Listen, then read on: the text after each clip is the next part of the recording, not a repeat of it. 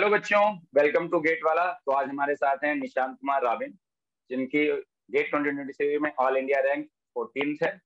और मैं इनके बारे में बता दूं, ये अभी फाइनल ईयर में है और लास्ट ईयर भी इन्होंने, जब ये थर्ड ईयर में थे तब भी इन्होंने गेट में ऑल इंडिया रैंक 10 अचीव करी थी। तो कंजिक्यूटिवली टू रैंक लाना गेट में इतना आसान काम नहीं है। हम डिस्कशन करने जा रहे हैं निशांत रॉबिन से उनकी जर्नी के बारे में, और होपफुली ये जर्नी आप लोगों को इंस्पायर करेगी कुछ अचीव करने के लिए।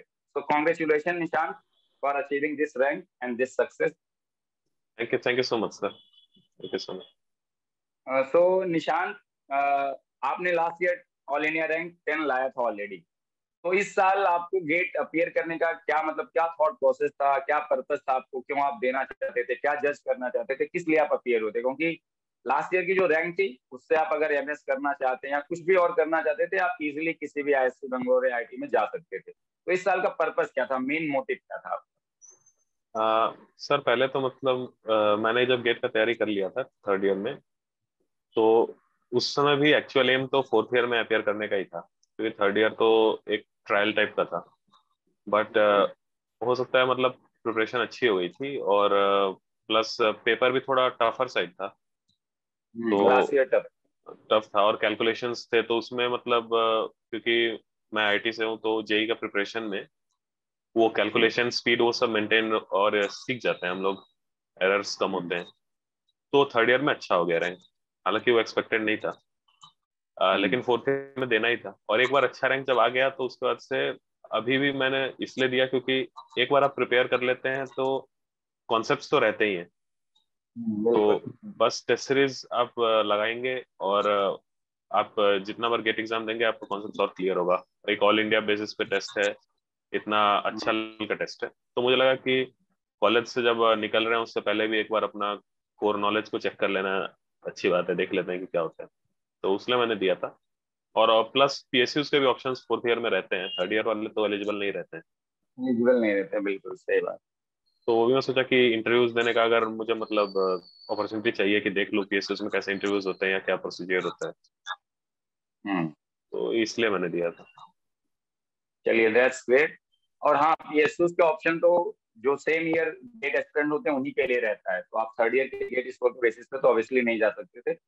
तो जैसे बहुत सारे स्टूडेंट यहाँ पे, अब तो थर्ड ईयर और फाइनल ईयर में तैयारी करने का क्रेज बहुत बढ़ गया है, अब बच्चों के बीच रहता है। लेकिन बहुत सारे बच्चे मतलब ये उनकी मतलब एक रहती है क्वेरी की सर, कॉलेज के साथ हम प्रिपरेशन को कैसे मैनेज करें। तो आपने भी, आपने इतना रैंक छोड़ा है तो ऑब्वियसली आप भी किसी तरह तो मैनेज करते रहे होंगे, क्योंकि कॉलेज की भी स्टडीज उतनी इंपॉर्टेंट है, आपका सेमेस्टर में भी अच्छा परफॉर्म करना इंपॉर्टेंट है। तो आप अपनी शेड्यूलिंग कैसे मैनेज करते थे, कैसे प्लान करते थे कि मुझे कैसे गेट की प्रिपरेशन को कंसिस्टेंटली अपना ट्रैक पे रखना और कॉलेज को भी साथ में ट्रैक पे रखना है, कैसे मैनेज करते थे?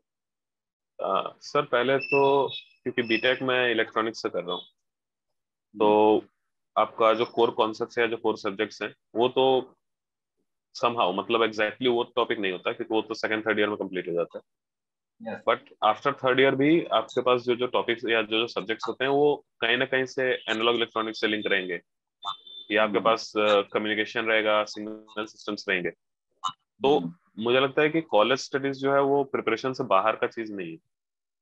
यस। तो मैं जब क्लास अटेंड करता था तो उसको भी अच्छे से सुनता था, समझता था। और प्लस क्योंकि मेरा थर्ड ईयर में कोविड के टाइम में मुझे थोड़ा सा 3-4 महीने का रिलैक्सेशन मिल गया था। हम्म। हालांकि बहुत रिलैक्स नहीं था, बट दिन का 6 घंटा 7 घंटा तो निकाल पा रहे थे। यस। तो लास्ट ईयर मैंने वैसे ही 6 घंटा निकाला था, तो जो भी कोर्सेज लिए थे उसके ऑर्डर में पढ़ाई करता था, नोट्स बनाता था, जैसे नॉर्मल करते हैं सब। But after yes. कोविड जब मैं कॉलेज में आ गया तो डेली का मैंने 2 से ढाई घंटा निकालने का ट्राई किया कि कंसिस्टेंट। आफ्टर कॉलेज, क्योंकि आप कॉलेज में ऐसा है कि आप बहुत लंबा टाइम नहीं दे सकते, आपको दिन में 7-8 घंटे तो नहीं मिल पाएंगे। यस। हाँ, बिल्कुल लेकिन सही बात। उसको बीट करने का तरीका मुझे लग रहा है कि आप थोड़ा कंसिस्टेंट हो जाएंगे अगर, तो रोज हम्म। रोज का 2.5 घंटा 3 घंटा आप इधर उधर से मैनेज कर सकते हैं। And hmm. प्लस कॉलेज के क्लासेस के बीच में गैप होता है, मतलब हमारे कॉलेज में तो लगातार क्लासेस तो नहीं होते हैं। मतलब अच्छा। दिन में आपका 3-4 घंटे क्लास होंगे, तो कुछ 2 घंटा सुबह होंगे 2 घंटा शाम में, यस, तो उसके बीच का जो टाइम मिलता है उसमें आप नोट्स रिवीजन कर सकते हैं, यूटिलाइज कर सकते हैं, बिल्कुल। यूटिलाइज कर सकते हैं उस चीज को। तो ऐसे ही करके मैनेज करना पड़ता है वैसे, लेकिन उतना टफ नहीं लगता मुझे कि मैनेज नहीं हो पाए, आप ट्राई करेंगे हाँ, तो क्योंकि कॉलेज में भी आप वही चीज कर रहे हो, ऐसा नहीं कि दो जी डिस्क्रीट चीजें, दोनों एक जैसी हैं और एक दूसरे पे डिपेंडेंट है। आप बिल्कुल। बस एक एग्जाम के लिए कर रहे हो, और एक आपका क्या है कि सेमेस्टर में आपको सारी सब्जेक्ट भी, मैनेजमेंट की भी कुछ सब्जेक्ट पढ़नी पड़ती है, वो सब चीजें थोड़ी बहुत आपको मैनेज करनी पड़ती है, अदरवाइज मोस्टली टेक्निकल ही पढ़ना होता है। तो मैनेज जी किया जा सकता है, बस आपको अपनी शेड्यूलिंग पता होनी चाहिए। और सबसे इंपॉर्टेंट है कंसिस्टेंसी, कि ऐसा नहीं होना चाहिए कि आप वीकेंड पे केवल पढ़ो बाकी टाइम नहीं पढ़ रहे। जितना टाइम निकाल पाओ उतना आपको निकाल के देना है रेगुलर बेसिस पे, किसी भी तरह से। तो इस साल जैसे आपका नेक्स्ट, पिछले साल आपका काफी कॉन्सेप्ट ऑलरेडी तैयारी हो गया था और एक रैंक आ जाती तो कॉन्फिडेंस तो आ ही जाता कि मेरी प्रिपरेशन एक लेवल पे हो चुकी है। और गेट में होता यही कि जिसका एक बार प्रिपरेशन अच्छा हो जाता है, आप अगले साल भी दोगे एग्जाम, आप क्रैक कर लोगे इजिली, क्योंकि आपका वो लेवल आ चुका है। तो इस साल जैसे, ऑब्वियसली पिछले साल आपने मुझे लगता है ज्यादा मेहनत की होगी, क्योंकि आपका फर्स्ट टाइम था तो आपको ज्यादा सब्जेक्ट शुरू से पढ़ना है, गेट के हिसाब से पढ़ना है। इस बार आप एकदम यूज टू रहे होगे। तो इस साल आपने, जैसे बहुत सारे बच्चे करते हैं, थर्ड ईयर रहता है तो उनको प्रेशर ज्यादा रहता है काफी, जो स्टडी करते हैं। तो जैसे आप इस साल, आपकी प्लानिंग पिछले साल से कैसे डिफरेंट है, मतलब इस साल आपने क्या चीजों पे ज्यादा फोकस किया जब एक लेवल पे आ गए, क्योंकि बहुत सारे बच्चे 2 साल तैयारी करते हैं, तो उनको जब नेक्स्ट ईयर आए तो उनको क्या करना चाहिए, उनको उससे सीखने को मिलेगा कि कैसे प्लान कर सकते हैं, जब हम एक साल तैयारी करने के बाद दूसरा अटेम्प्ट दे रहे हैं। सर पहला अटेम्प्ट क्योंकि मेरा अच्छा हुआ था, तो उससे मुझे ये तो लग गया कि मैंने जो सब्जेक्ट्स पढ़ रखे हैं उसमें तो कॉन्सेप्ट्स अच्छे हैं। हम्म, तो इस ईयर के लिए मेरे पास बचा था कि जो सब्जेक्ट्स छूट गए थे, हम्म, और या फिर जिस सब्जेक्ट्स में कुछ कुछ पार्ट्स मेरे वीक थे, हम्म, तो मैंने इस ईयर बस उस पर ध्यान दिया। हालांकि मतलब इस बार पूरा पढ़ाई तो नहीं हो पाया क्योंकि क्लासेस ऑन हो चुके थे, प्लस मेरे पास हम्म, रैंक था तो थोड़ा कॉन्फिडेंस भी था कि हम्म, ठीक है, मतलब इतना ज्यादा पढ़ने की जरूरत नहीं है क्योंकि मेरे पास नोट्स भी हैं, प्रॉपर कॉन्सेप्ट्स भी हैं। हम्म, तो जो फर्स्ट ईयर में प्रिपेयर कर रहा है, मुझे लगता है कि फर्स्ट ईयर में तो आप पूरा अपना 100% देंगे। आप हम्म, नोट्स बनाइए, अच्छे नोट्स और शॉर्ट नोट्स वगैरह सब अच्छे से हो जाएगा। हम्म, सेकेंड ईयर मुझे लगता है सिर्फ प्रैक्टिस और आपके वीक पॉइंट्स पे काम करने के लिए सही चीज है। मतलब मैंने टेस्ट सीरीज ज्यादा दिए क्योंकि लास्ट ईयर में नहीं दे पाया था, टाइम का कमी था। तो इस बार मैंने आपने टेस्ट बताया। सीरीज दिए, ऑल इंडिया टेस्ट सीरीज वगैरह अटेम्प्ट किए जो अवेलेबल थे लास्ट मंथ में जो होते हैं। तो हम्म, उसमें भी अच्छे रैंक आ रहे थे, उसमें टॉप 10 टॉप 5 में ऐसे रैंक आते थे। तो हम्म, उससे भी एक कॉन्फिडेंस आने लगा था कि ठीक है, अच्छा ही होगा। और हम्म, मतलब मुझे लगता है कि आप टेस्ट सीरीज ज्यादा देंगे तो, जैसे लास्ट ईयर मैंने मिस्टेक किया था कि टेस्ट सीरीज नहीं दिया था। हाँ, हालांकि लास्ट ईयर फॉर्चुनेटली पेपर थोड़ा टफर साइड था तो मेरे लिए थोड़ा बेनिफिट हो गया। हाँ, उसका बेनिफिट आपको बट मिलेगा। टेस्ट सीरीज आपको देना चाहिए क्योंकि क्या है कि टेस्ट सीरीज में आपको अपने एक विंडो का पता चलता है कि ठीक है, मेरा प्रिपरेशन जो है वो 10-20 रैंक के बीच में लाई कर रहा है। हम्म, तो वो विंडो आपको अगर पता चल जाएगा कि जैसे मेरा विंडो मुझे लग रहा था कि ठीक है, कितना भी खराब हो 50 से बाहर नहीं जा सकता। हाँ, क्योंकि वो रैंक कंसिस्टेंटली वो रैंक आ रही थी, और कंसिस्टेंटली आप परफॉर्म कर रहे थे, तो वो तो कॉन्फिडेंस आ ही जाता आपको वो विंडो मिल जाता है तो गेट एग्जामिनेशन में भी उस रेंज से बाहर नहीं जाता है। तो आपको एक है। पता चल जाता है कि ठीक है, मेरा प्रिपरेशन या रैंक इस टाइप का आने वाला है। मैं इतना पे हूँ अभी, और थोड़ा प्रैक्टिस करूंगा तो कुछ और अच्छा हो जाएगा। यस। तो टेस्ट सीरीज आपको देना चाहिए रेगुलरली। मुझे लगता है दिसंबर जनवरी में तो मस्ट है, लेकिन नवंबर अक्टूबर से भी आप शुरू करें, थोड़ा थोड़ा देना एक एक। आपका रैंक इंप्रूव हाँ, होता हुआ दिखेगा तो आपको जनवरी तक आते आते कॉन्फिडेंस हो जाता है कि मेरा रैंक इंप्रूव हो रहा है। हाँ, तो और वो मैं टेस्ट लेके ही होता है, मतलब वो धीरे धीरे इंप्रूवमेंट आती है। जी तो जी आप जैसे टेस्ट इस बार देना शुरू किए थे, तो मतलब ऑब्वियसली ऐसा कोई टेस्ट नहीं गया होगा, मतलब कुछ टेस्ट ऐसे भी होंगे, हो सकता है इसमें कोई भी गलती नहीं हो, लेकिन कुछ गलतियां छोटी मोटी हम कर देते हैं, कई बार फ्लो मिस्टेक्स होता है, कॉन्सेप्ट आते हुए गलतियां करते हैं, या कुछ बार होता है कि कॉन्सेप्ट कुछ नया अच्छा फ्रेम हो गया, हमने स्ट्राइक नहीं किया। तो आप जैसे मॉक देते थे तो आपका क्या एक्यूरेसी लेवल क्या रहता था, और गलतियों को आप कैसे टैकल करते थे, क्योंकि हम लोग बच्चों को यही गाइड करते हैं, क्योंकि बहुत सारे बच्चे, मतलब मैं गाइड करता हूँ तो देखता हूँ, जैसे एक टेस्ट दिया, दो टेस्ट दिया, और डीमोटिवेट बहुत जल्दी होते हैं जब मार्क्स नहीं आते हैं। और हम हमेशा उनको ये बोलते हैं कि आप गलतियों को इस तरह से लीजिए कि वो सीखने के लिए है, आपको आपको वो चीज अच्छे से शायद नहीं आती है, और आपको एक अपॉर्चुनिटी मिले कि आप सीख लो, ताकि गेट में ऐसा कुछ आए तो आप गलत ना करो। तो बिल्कुल। आपकी गलतियों का नॉर्मली क्या रहता था, और आप उसको टैकल कैसे करते थे कि क्या मुझे क्या इम्प्रूवमेंट करनी है उससे? तो सर मैं जब भी कोई टेस्ट देता था तो रैंक से ज्यादा इम्पोर्टेंट मैं देखता था कि गलतियां कहाँ हुई, एक्यूरेसी कितना परसेंटेज हो रहा है। हम्म, क्योंकि रैंक रैंक क्या है कि टेस्ट सीरीज में वैसे भी सैंपल स्पेस काफी कम है, तो आप हम्म, उसको एक GATE examination all India basis से उसको कंपेयर नहीं कर सकते ऐसे, मतलब हम्म, डायरेक्टली। तो बिल्कुल। उसमें तो इसलिए मुझे लगता है कि स्टूडेंट्स को थोड़ा समझना चाहिए कि ठीक है, आपका रैंक अगर उतना अच्छा नहीं आ रहा है तो टेस्ट सीरीज आपका रैंक देखने के लिए इम्पोर्टेंट नहीं है, क्योंकि रैंक तो आपका एग्जाम के डे डिसाइड होगा। फाइनल क्या है? हाँ, तो आपको देखना है कि आप कितना अटेम्प्ट कर रहे हैं, उसमें एक्यूरेसी कितना जा रहा है, हम्म, क्योंकि वो आपका end of the day GATE examination में हेल्प करेगा। कि आप अगर 70 मार्क्स का अटेम्प्ट कर रहे हैं तो आपको एटलीस्ट 65, 64, 65 लाना चाहिए। हाँ, accuracy अच्छी होनी चाहिए। एक्यूरेसी अच्छी होनी चाहिए। तो मैं उस पर ध्यान देता था कि ठीक है, कितना परसेंटेज मेरा, 89, 90% एक्यूरेसी तो मिनिमम, मतलब उतना पे जाता था, नहीं तो उससे अच्छा ही रहता था।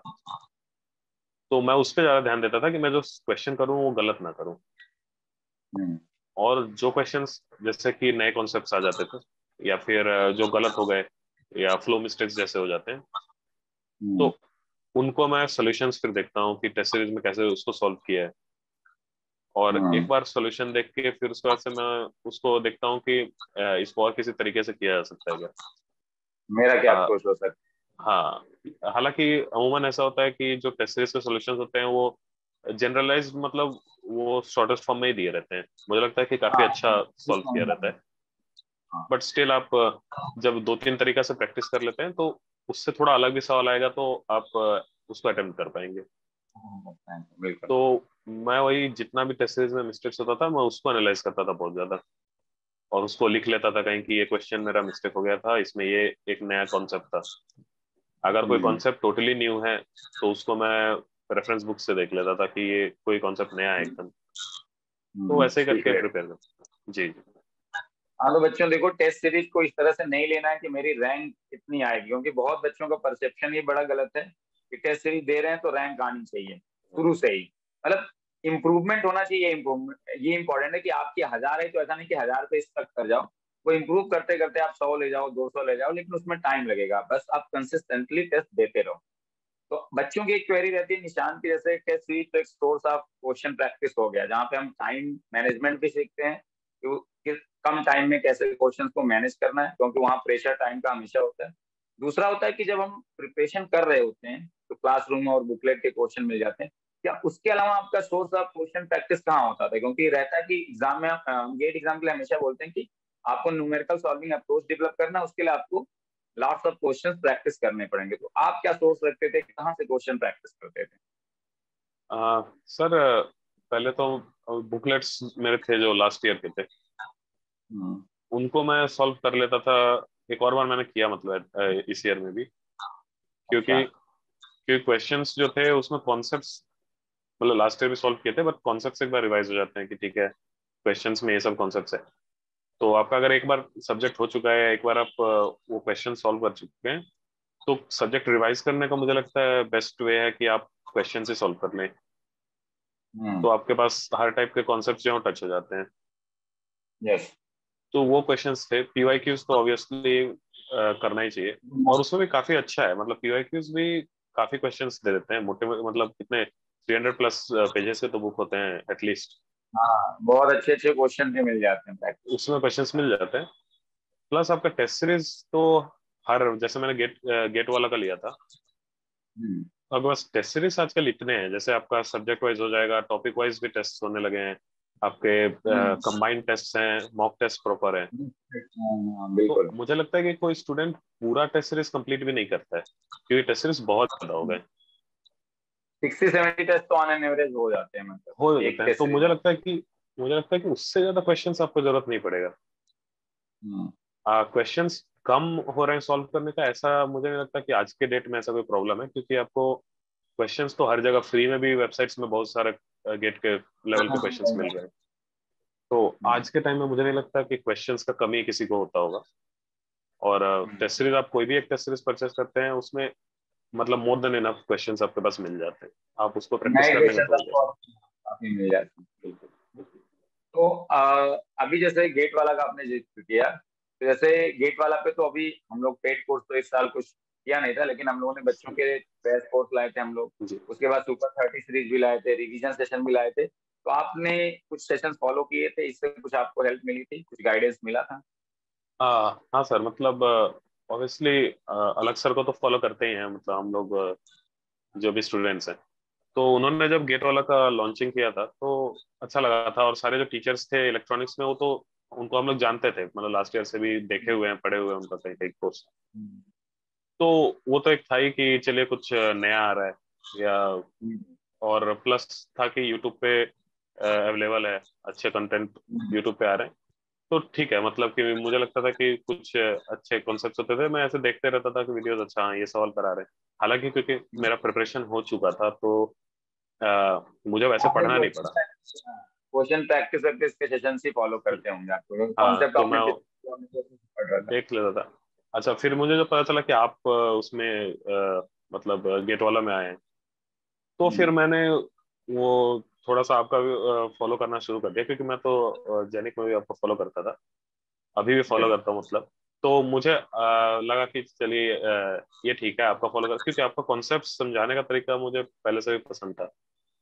यस। और तो आपको मैंने वो उसमें भी फॉलो कर लिया। और गेट वाला के तो मुझे लगता है कि सारे वीडियोस ही थोड़े इंटरेस्टिंग होते हैं, टीचर्स भी थोड़े इंटरेस्टिंग वे से समझाते हैं। और हम्म। तो एक बार आपका कॉन्सेप्ट अगर थोड़ा सा एक बार आप पढ़े हुए हैं तो उसको देखने में और मजा आ जाता है, मतलब कि हाँ, कुछ नया नहीं रिवीजन लगता। जैसे है, और हाँ हाँ वो चीजें हाँ। मतलब एक बार क्विकली रिवाइज करवा देता, हम लोगों ने महा रिवीजन भी लिया था। तो बड़े बड़े जी सेशन की ताकि लास्ट में जो समराइज कर रहा हो उसमें हेल्प हो जाए बच्चों की अच्छे जी से। बिल्कुल बिल्कुल सर। तो बच्चों, अगर अभी तक जितना आपने सेशन देखा निशान के साथ, तो आपको दो तीन चीजें मस्त करनी है कि बहुत सारे क्वेश्चन प्रैक्टिस करने हैं, मतलब टेस्ट सीरीज जरूर देना है। कंसिस्टेंसी मेंटेन करनी, चाहे आप कॉलेज गोइंग हो, चाहे आप जॉब गोइंग हो, चाहे आप ड्रॉपर हो, कंसिस्टेंसी इज द की। आप बहुत अच्छे से कर सकते हो। देखो कॉलेज के साथ भी बच्चे फोड़ रहे हैं, जॉब गोइंग बच्चे जो हैं वो भी फोड़ रहे हैं, और उनमें आप एक कॉमन चीज पाओगे, उन्होंने बहुत सारे क्वेश्चन प्रैक्टिस करते हैं वो, और कंसिस्टेंटली लगे रहते हैं जिस चीज को उनको प्रैक्टिस करनी, जिस चीज को करना है उसके लिए। तो निशान, लास्ट में बस मैं आपसे ये पूछना चाहूंगा कि आगे आपके क्या प्लान्स हैं, और आगे आप किस तरह से अपने कैरियर को देखते हैं कि अब आगे मुझे, अब मैं रैंक तो लेते आया हूँ, अब मैं क्या क्या प्लान करने वाला हूँ, क्या क्या करने वाला हूँ लाइफ में आगे। अभी आपकी करेंटली क्या प्लानिंग है? सर मतलब लाइफ में आ गए तो अभी अनसर्टेनिटीज हैं थोड़े, लेकिन अभी तो क्योंकि प्लेसमेंट्स हो चुके हैं कॉलेज से, तो फिलहाल मुझे मेरा प्लान तो ये है कि अभी कंपनी में जॉब कर लूँ एक साल 2 साल, क्योंकि ओके। क्योंकि मेरा अभी एज ऐसा कुछ हुआ नहीं, और कोई हाँ। ड्रॉप ड्रॉप ईयर नहीं है, पहले पहले ड्रॉप ईयर नहीं है, तो क्या है कि मेरे पास एक एक 2 साल का बफर भी मिल जा रहा है। हाँ, इसका ऊपर है आपके पास, क्योंकि आप तो 12 के साथ ही डायरेक्टली आईटी, मैं बता दूं निशांत ऑलरेडी आईटी बीएचयू में पढ़ रहे हैं, इज इन फाइनल ईयर, है ना? तो उनका ऑलरेडी प्लेसमेंट हो चुका है इनवीडिया में। जी इनवीडिया आप ज्वाइन कर रहे हैं, है ना? जी सर। और इनवीडिया में इन्होंने इंटर्न किया था, तो अभी प्लानिंग वही है कि एक दो साल इनवीडिया में आपको जॉब कंटिन्यू करना है, एंड देन आगे के आपके कुछ ड्रीम्स हैं जिसको फॉलो अप करना सर अभी तो ड्रीम्स मतलब एक बार यूपीएससी ट्राई तो करना है बिल्कुल, है। हाँ, क्योंकि शायद क्योंकि मैं बिहार से बिलोंग करता हूँ, तो वो तो मतलब हमारे लिए एक बिजनेस बिहार के लिए वो मस्ट। बहुत प्रेस्टिजियस चीज है, हाँ वो तो करना ही करना प्रेस्टिजियस चीज है, तो वो मैं एक बार ट्राई करना चाहता हूँ कि देखूं कि एग्जामिनेशन उसका क्या है, क्योंकि वो थोड़ा सेपरेट है। अभी तक मैं क्लास 11 12 या जो भी है सब साइंस बैकग्राउंड, और कंपटीशन हमारा कैलकुलेशन और ये सब पे होता रहा है। तो वो जो एस्पेक्ट है, और प्लस करंट अफेयर्स का मुझे लगता है कि नॉलेज होना चाहिए, जीएस का नॉलेज होना चाहिए एज अ सिटीजन। तो मैं उस साइड में भी देखना चाहता हूँ कि उधर जो भी आपके पास जीएस है या करंट अफेयर्स का पार्ट हो गया, हिस्ट्री ज्योग्राफी, आपको सब एक बेसिक आइडिया रहना चाहिए। उसके लिए मैं उधर भी उस साइड को भी देखना चाहता हूँ, एक एक्सप्लोर करना चाहता हूँ। और क्योंकि गेट का तैयारी हो चुका है, तो मुझे लगता है कि इंजीनियरिंग सर्विसेज भी इन कमिंग ईयर्स है। में ट्राई करूंगा। नहीं, बहुत और अच्छा है। ये यही है प्लान। जी यूपीएससी का तो आप बहुत सही सोचे हो, क्योंकि बहुत सारे लोग, मतलब मैंने भी किया है इंजीनियरिंग सर्विसेज किया है मैंने, यूपीएससी का नहीं, लेकिन बोलते हैं कि यूपीएससी की तैयारी एक बार करनी चाहिए, उससे आपका प्रोस्पेक्टिव बहुत चेंज हो जाता है। इवन अपने कंट्री के बारे में आपका एक पर्सनालिटी बहुत अच्छी ग्रूम हो जाती है। आप यूपीएससी में आईएएस बन जाओगे कि नहीं, वो तो एग्जाम डिसाइड करेगा, एग्जाम डे जी डिसाइड करेगा। आप मेहनत करते हो तो वो बहुत कुछ सिखा देता है। यूपीएससी की प्रिपरेशन ऐसी चीज है, क्योंकि सबसे टफेस्ट एग्जाम है इंडिया का, इसमें कोई डाउट ही नहीं है।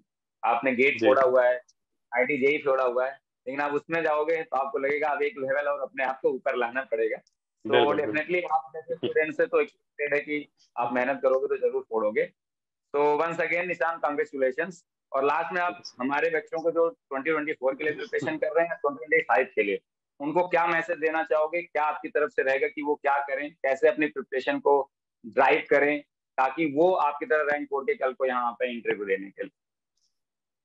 सर मैं तो मतलब यही कहूंगा कि आजकल मार्केट में इतने सारे ऑप्शंस हो गए हैं कि बच्चे कभी कभी मुझे लगता है कि थोड़े कंफ्यूज रहते हैं कि अ, मतलब ठीक है, आप टेस्ट सीरीज तो हर जगह से ले सकते हैं, इसमें कोई इशू नहीं है, लेकिन कोर्सेज कोर्सेज जो हैं वो आप एक चीज को फॉलो करिए। बच्चे हाँ, क्या है कि जिसको वो फॉलो कर। इधर उधर घूमते रहते हैं कि थोड़ा इधर से पढ़ लूं, शायद ये टीचर कुछ ज्यादा पढ़ा रहे हैं, या फिर ये एकेडमी या ये सब जो इंस्टीट्यूशन है वहाँ के कोर्सेज अच्छे हैं। But hmm. And of the day मुझे लगता है कि आप एक चीज को फॉलो करिए जो आपका मन कर रहा है, जो आपको देख के अच्छा लग रहा है। और सबके तो यूट्यूब पे वीडियोस हैं ही, आप यूट्यूब थोड़ा सा देखें, समझे कि ठीक है यहाँ पे टीचर्स ऐसे हैं, मुझे ये टीचर से कनेक्शन मिल रहा है, ऐसा कनेक्शन हो रहा है, फ्रिक्वेंसी मैच कर रहा है। तो मुझे लगता हम्म। है आप एक कोर्स वो लीजिए और उस कोर्स के साथ ही आगे बढ़िए, विदाउट कोई कौन सा? डाउट आपके मन में नहीं रहना चाहिए कि शायद ये कोर्स उतना अच्छा नहीं है, या हम्म। ये क्यों। मैं आपको बताता हूँ कि आज के टाइम में कोर्सेज ऑलमोस्ट सिमिलर हो चुके हैं। हम्म। आपका बस एक्सक्यूज मी, हाँ, आपका बस वो टीचर के साथ कनेक्शन खोजना है कि हम्म। टीचर्स, आपको कोई टीचर आपको अच्छा लग रहा है तो आप उनका पढ़ाया हुआ कॉन्सेप्ट आपको इजीली समझ में आएगा। हम्म। तो आप एक बिल्कुल। कोर्स को फॉलो करिए, और टेस्ट सीरीज आप लास्ट के 2-3 मंथ्स में तो डेफिनेटली देना ही है। हम्म। और टेस्ट सीरीज के मार्क्स से डिमोटिवेट नहीं होना है, उसमें आपको गलतियों से सीखना पड़ेगा। और हम्म। इतना बस कर लेने पे आप एक्यूरेसी अगर मेंटेन कर लेते हैं तो गेट में रैंक लाना उतना टफ नहीं रहता है। यस। ठीक है, तो निशांत, देखो निशांत का मैसेज जब बच्चों आप लोगों को बहुत क्लियर, और इस सेशन से भी आपको क्लैरिटी मिल गई होगी कि कंसिस्टेंसी और लगातार लगे रहना आपको, और प्रैक्टिस करते रहना, और आपको स्टक करना है कहीं एक पे। मतलब आप जिस टीचर को फॉलो कर रहे हो, आपको उस पर ट्रस्ट है, उस पर ट्रस्ट रखना है, और फिर उसको एकदम अच्छे से फॉलो करना और अपनी मेहनत पे भरोसा रखना है। तो आप जरूर रैंक हो सकते हो 2024, 2025, जिसके लिए भी आप प्लान कर रहे हो। और इस तरह के सेशन हम और लाते रहेंगे। ये सेशन से आप गाइडेंस जो भी ले रहे हैं, उसको आप इम्प्लीमेंट करने की अगर कोशिश करेंगे तो ये जरूर हेल्प करेंगे, क्योंकि ये एक टॉपर्स कैसे होते हैं, टॉपर्स भी आपकी तरह ही होते हैं, वो भी आपकी तरह ही मेहनत करते हैं, बस उनका विजन बहुत क्लियर होता है, वो कर क्या रहे हैं, क्यों कर रहे हैं, बहुत क्लियर होता है। और अगर वो क्लैरिटी आपके पास भी होगी तो आप आराम से 2024 में या 2025 में जब भी गेट एग्जाम लिख रहे हो, आप एक रैंक जरूर कैच करोगे। तो Nishant, once again congratulation and best of luck for future endeavours. आप थैंक यू जरूर सर। वहां भी पढ़ोगे, और हो सकता है आगे भी हम कोई इंटरव्यू इस तरह से कर रहे होंगे, बिल्कुल साथ में सेशन कर रहे होंगे, प्लान बिल्कुल सर। करेंगे हम। एंड बिल्कुल गेट सर। वाला की पूरी टीम की तरफ से आपको बहुत बहुत बधाइयाँ, और आगे जो थैंक यू भी सर। आप करिए उसको छोड़ते रहिए हमेशा। Thank you so much. Thank you congratulation. Sir. Thank you sir. Thank thank you so much.